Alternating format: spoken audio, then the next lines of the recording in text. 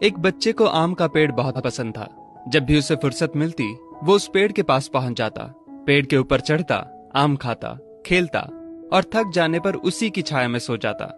बच्चे और आम के पेड़ के बीच एक अनोखा रिश्ता बन गया। बच्चा जैसे जैसे बड़ा होता गया वैसे वैसे उसने पेड़ के पास आना कम कर दिया। कुछ समय बाद तो आना बिल्कुल ही बंद हो गया। आम का पेड़ उस बालक को याद करके अकेला रोता। एक दिन अचानक पेड़ ने उस बच्चे को अपनी तरफ आते देखा और पास आने पर कहा, तू कहाँ चला गया था? मैं रोज तुम्हें याद किया करता था। चलो आज फिर से दोनों खेलते हैं।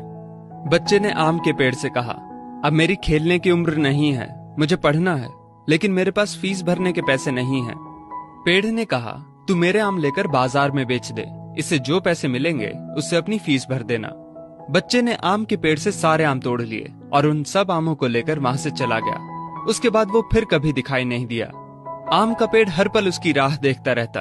एक दिन वो फिर आया और कहने लगा, अब मुझे नौकरी मिल गई है, मेरी शादी हो चुकी है, मुझे मेरा अपना घर बनाना है, लेकिन इसके लिए मेरे पास अब पैसे नहीं हैं।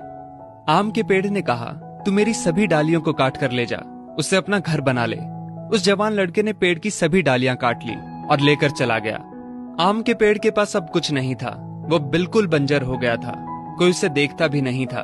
पेड़ ने भी अब उम्मीद छोड़ दी थी कि वो लड़का उसके पास फिर आएगा।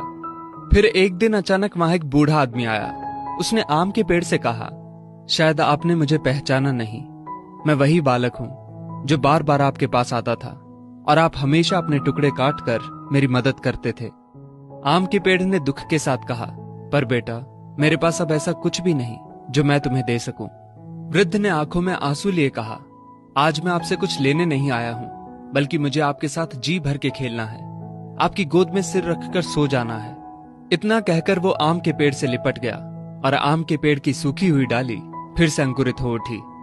दोस्तों, वो आम का पेड़ और कोई नहीं बल्कि हमारे माता पिता हैं। हम जब छोटे थे तो हमें उनके साथ खेलना अच्छा लगता था, लेकिन जैसे जैसे हम बड़े होते चले गए उनसे दूर होते गए।